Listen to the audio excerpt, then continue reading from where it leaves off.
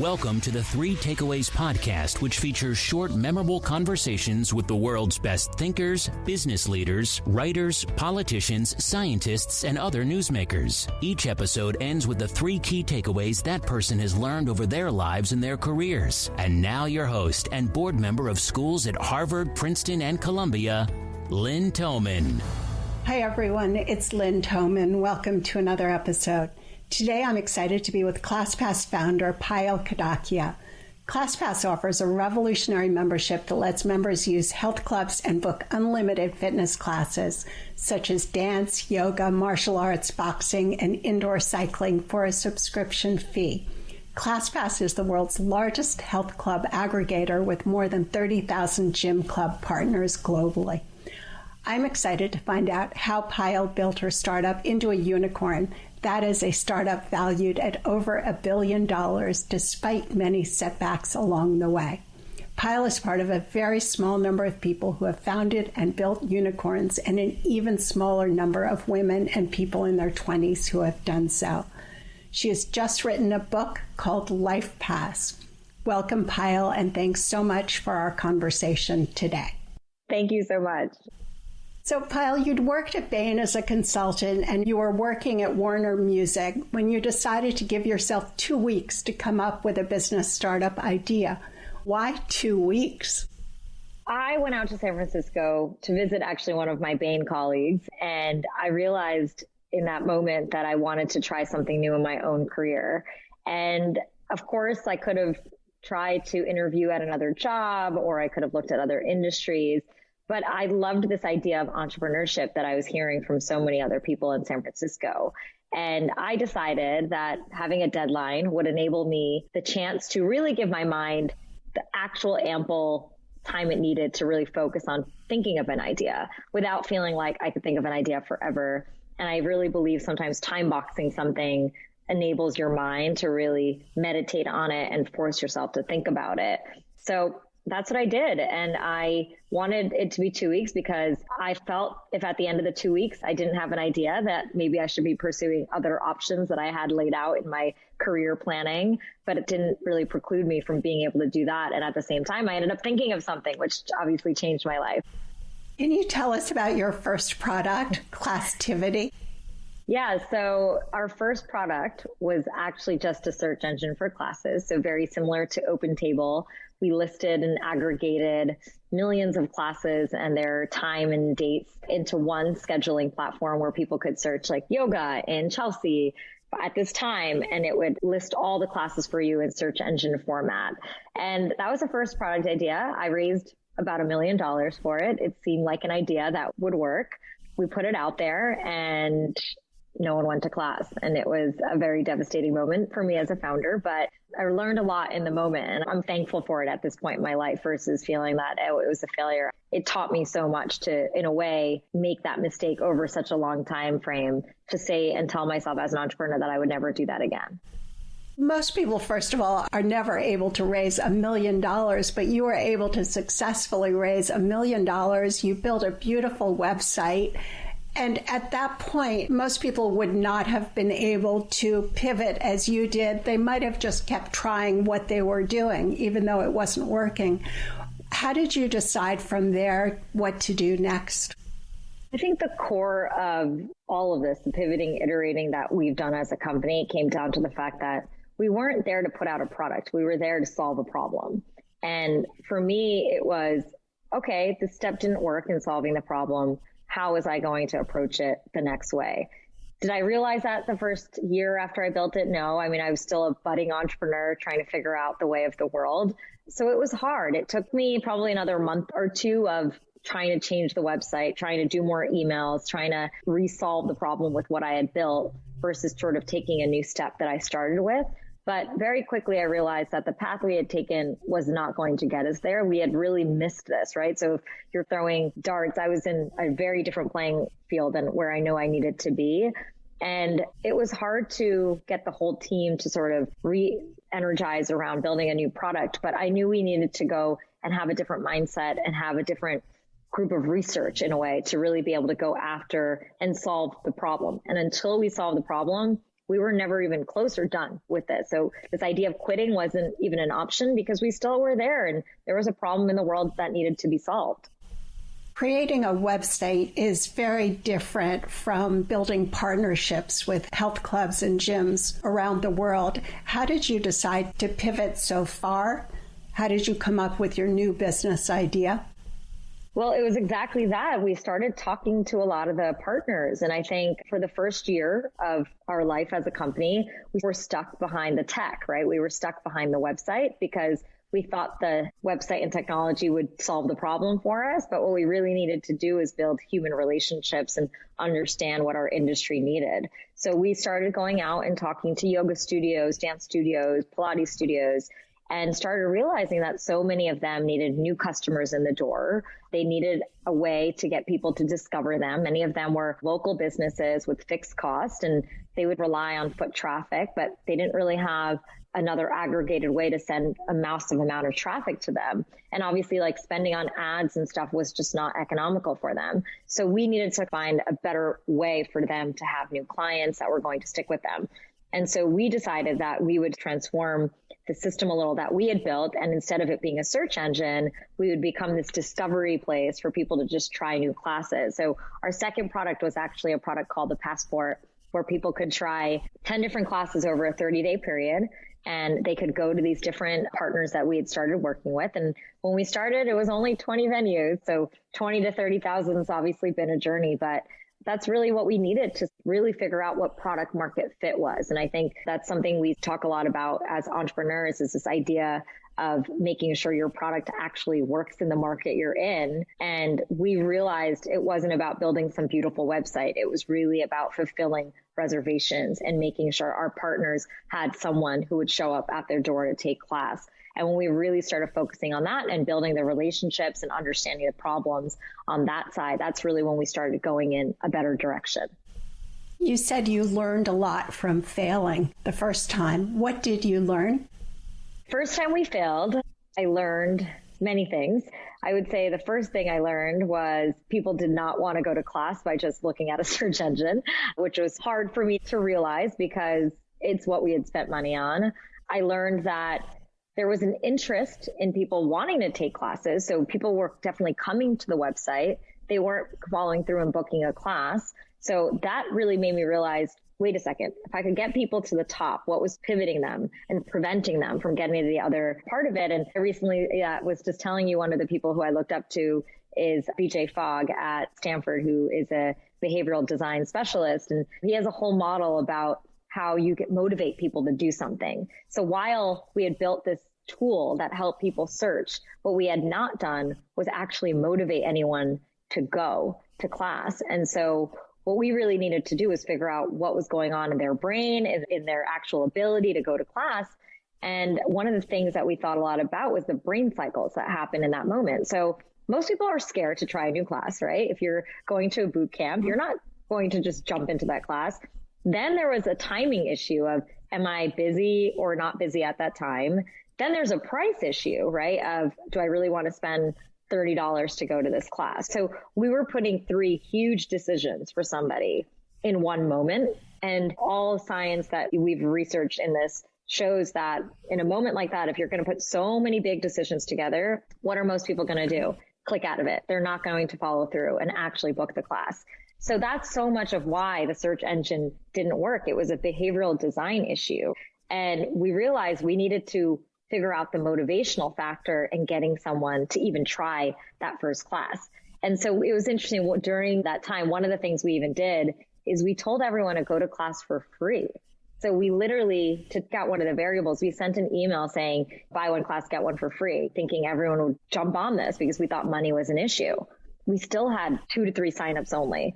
And that's when I realized the brain cycle issue was the one that was really holding most people back. And we really needed to find a way to unleash people to want to try new things. So once we started bundling the classes into more of this experiential thing where, hey, for a month, you get to have X amount of classes if you buy this one membership, it started feeling like, okay, I'm paid for it on day one. And now every class I go to feels like I'm a kid at a candy store where I can do anything. And so that helped work through the fear most people had when they were trying new classes, because they no longer were thinking about fear. They were thinking of opportunity. What could I do with my time? Not, oh no, what if I do this and I don't like it? So we had taken away so much of it, and it became something more of, I want to get it versus something that I don't want to go to and I'm scared to go to. So much of when I think about the brand and what we've been able to do is we turned fitness into this obligatory thing that most people were scared of. And to be honest, I came from that as well, I'm a 4'11" petite person. Like I never felt like I belonged in that industry, to making it something that was fun and accessible and more of this fun opportunity of what could I do? What could I try?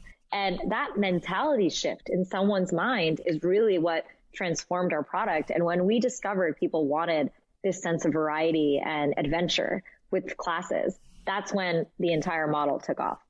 Clearly, you did not think in terms of failure, because if you had, you might not have continued. So how do you view failure? It's not an endpoint, is it?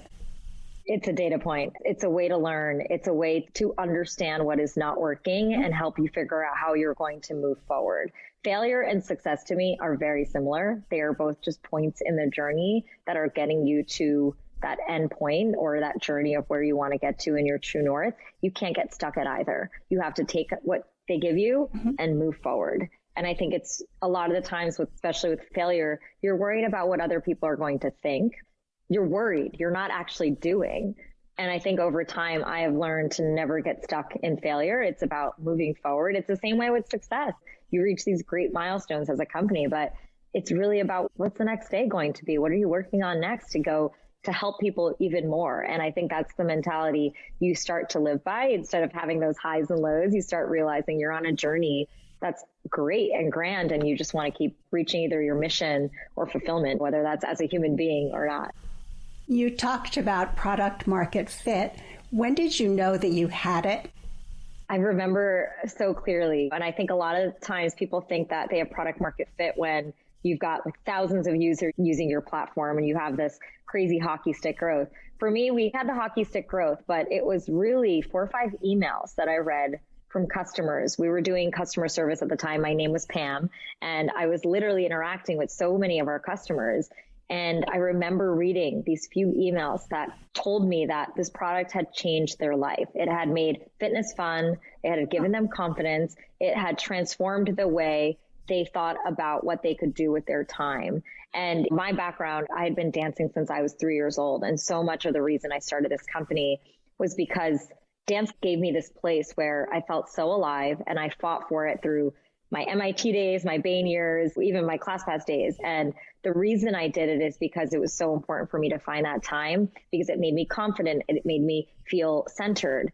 And that was what I finally felt I had given to everyone else when I read those emails. I had given what dance was to me, to them. And that's when I knew I had product market fit. And on a more marketing level, I remember I was in my elevator a few months after going up to my apartment, and there were a few girls talking about it in the elevator.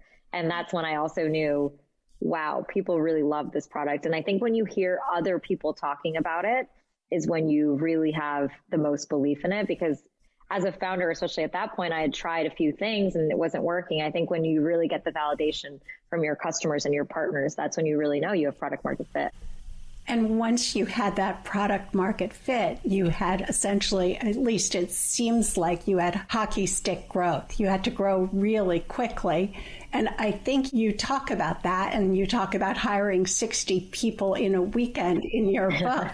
Can you tell us about that, about growing so quickly, what that was like? Growth comes with positives and negatives. One of obviously the negatives here was that it spurred competition across the entire nation on people who wanting to build the ClassPass model in their city as well. And because it was a local play, it was something that made sense for different cities to have. As a leader, I wanted to really look forward and not focus in on the competition always. But as a founder and as someone who wanted to protect this business and knew the network effects of having everyone being on one platform, I knew I needed to fight, and we were going to launch in 8 cities by the end of the year. We said we would launch in 20. And that meant hiring 60 people over a weekend to get salespeople out there to sell ClassPass in these new markets and train them.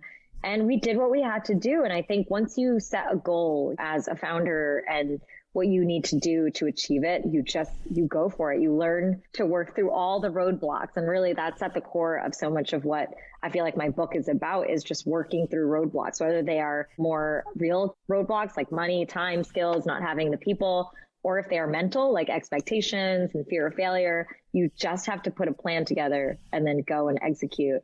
And that has never failed me. I love your quote from leadership expert Robin Sharma that on the other side of your greatest fears lives your greatest life. Can you tell us about that and how you actually did it?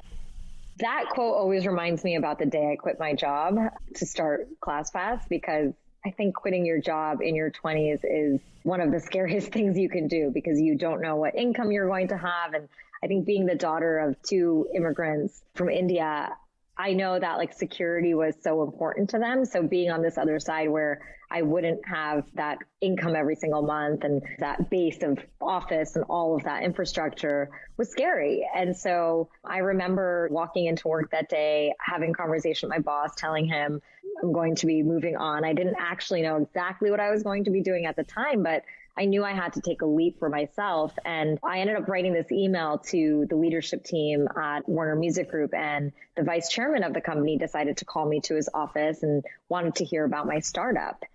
And I was like, great, like I can come up right now and tell you about it. And so I was explaining to him how I wanted to build this database of classes like OpenTable. And he goes, great, I want to invest. Here's $10,000. And in my mind, I couldn't believe it. Like this was the day I was so scared about, but here I was on the other side of it, walking out of that building with a $10,000 check towards my next adventure and next product I wanted to build. So I think for me, when I realized that I could open so many more doors when I was doing something I loved, that's really what that quote meant to me, was that on the other side of my greatest fears, which was closing this door, so many more doors open for me. And I saw that happen so much more as I started living my dream and really pursuing what I really wanted to be doing. I know you think in terms of a plan A and a plan B. What does living a plan A life mean for you? I think when you're living your plan A, you really are able to thrive authentically and not let expectations stand in your way. I think when we see people live their plan A, they do great things because they are not limited by other people's thoughts and expectations, but they are going for what they are really truly meant to be doing, whether that's on earth and with their time. And I think the greatest like athletes, the greatest entrepreneurs of our time, the greatest inventors are all people who have decided to live their plan A. I think when you're living your plan B, you're compromising on something, and you have to ask yourself, what are you compromising on and why? And I think so much of it is working through that compromise, right? You can't do it immediately. I think that's part of what I think is so important to do, is to figure out what constraint or compromise is in your way and put a plan to work through it. It's not going to change in a day. If you don't have enough money or if you don't know the right people, figure out a way to do it gradually and strategize around it so you can end up on the other side where you are living your plan A. What were the most important decisions that you made at ClassPass? I would say the most important ones were obviously becoming a subscription model from day one. I think it took us 3 years to figure that out, that this meant to be a monthly membership, not an open table-like model. I think that was a very important part of the whole system, is knowing that people wanted to be a part of this discovery process that they really wanted to do on a monthly lifestyle-esque basis, not just, let me just do this for 1 month or even one class.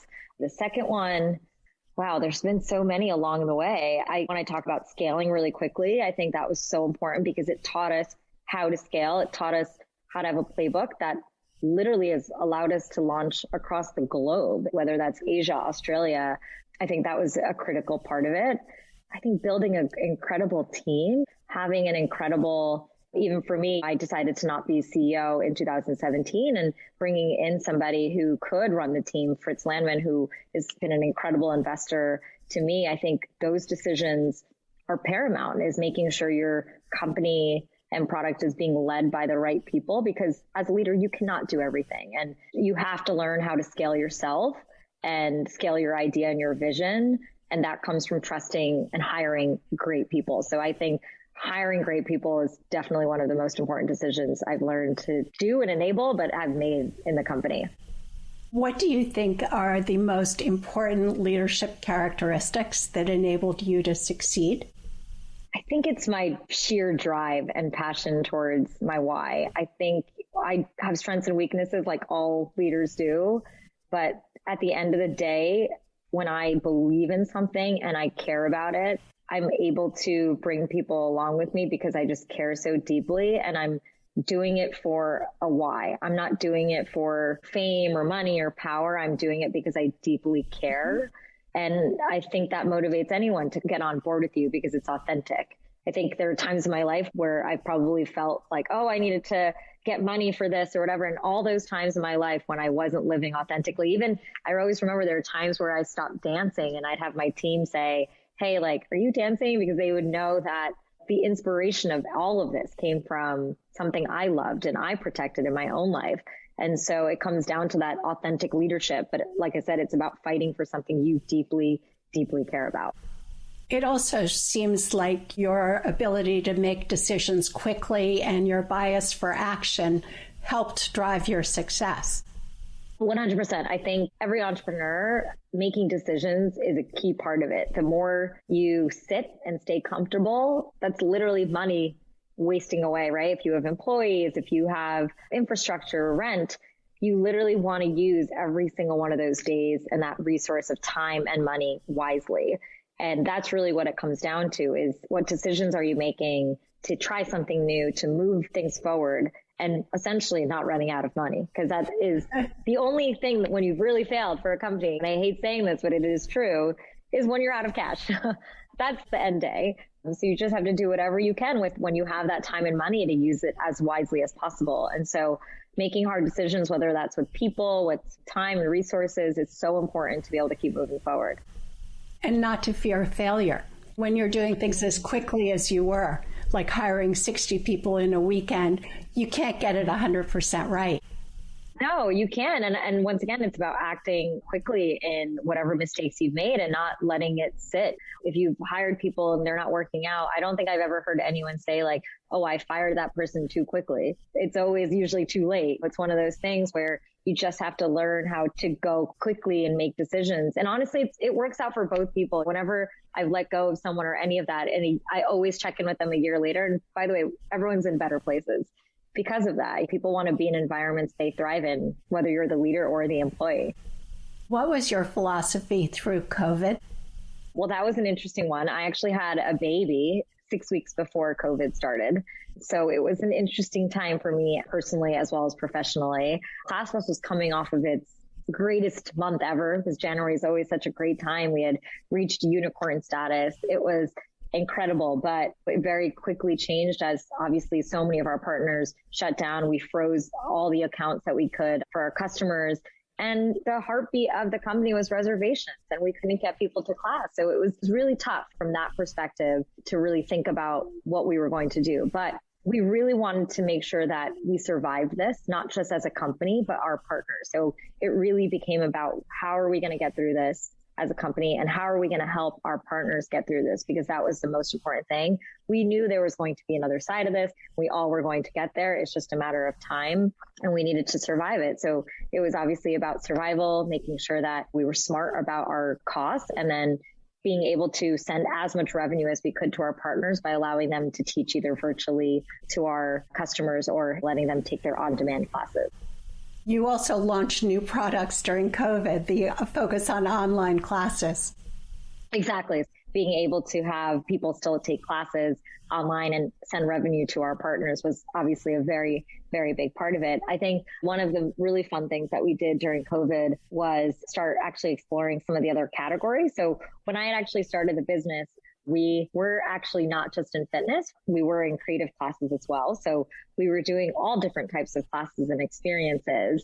And through COVID, we had a bit more time to rework the product, and we started adding a lot of wellness experiences to the platform. So we've got things like massages and acupuncture and nails and beauty on there as well, which was always a part of the vision of how we can keep enhancing people's lives in time.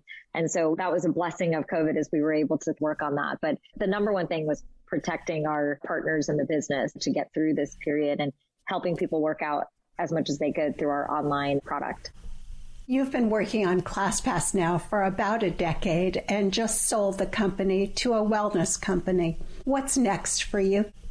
This question is always so hard for me because this decade has been unbelievably incredible. And I'm looking inward right now because I want to chart the next decade of my life. And that doesn't happen by just kind of going and doing a bunch of things. It's really about doing what I know lights me back up. So I'm building an Indian ballet to tour next year, which is really important to me to tell the stories of the people and who I am and who my ancestors are. So I'm really excited about that. I'm investing and advising incredible founders, especially women, which I love doing and being able to offer them guidance from my own journey.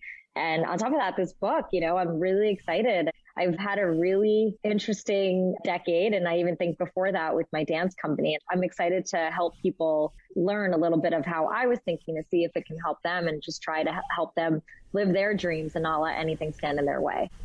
Before I ask for the 3 takeaways you'd like to leave the audience with, is there anything else you'd like to mention that you haven't already talked about? I think we've talked about most things. I guess the only one thing which I think is so important is time and not feeling guilty. I think so much of my journey comes down to being really particular about how I spend my time and not feeling guilty about it. And I think that's such a key muscle for anyone to learn. And you can learn it at any age, because the more you start prioritizing your life with your own priorities and living your schedule focused on that and not other people's, that's really when you can truly thrive. I love your mission statement, every life fully lived. That's exactly what it comes down to is time and hours of people's lives. What are the 3 takeaways you'd like to leave the audience with today? Number 1, get started. I think we get stuck sometimes and don't know where to go, but I really think it's important to get started in any direction because it's the only way you're going to gain that confidence. Number 2, I would say be authentic to yourself. Don't let expectations of anyone else ever stand in your way. Really, truly hear your own voice. And number 3, do some goal setting because it will help you in really being able to identify exactly what you want to achieve and move forward and make progress. Payal, thank you. This has been wonderful. Thank you so much for having me, Lynn. If you enjoyed today's episode and would like to receive the show notes or get new fresh weekly episodes, be sure to sign up for our newsletter at 3takeaways.com or follow us on Instagram, Twitter, and Facebook. Note that 3takeaways.com is with the number 3. 3 is not spelled out. See you soon at 3takeaways.com.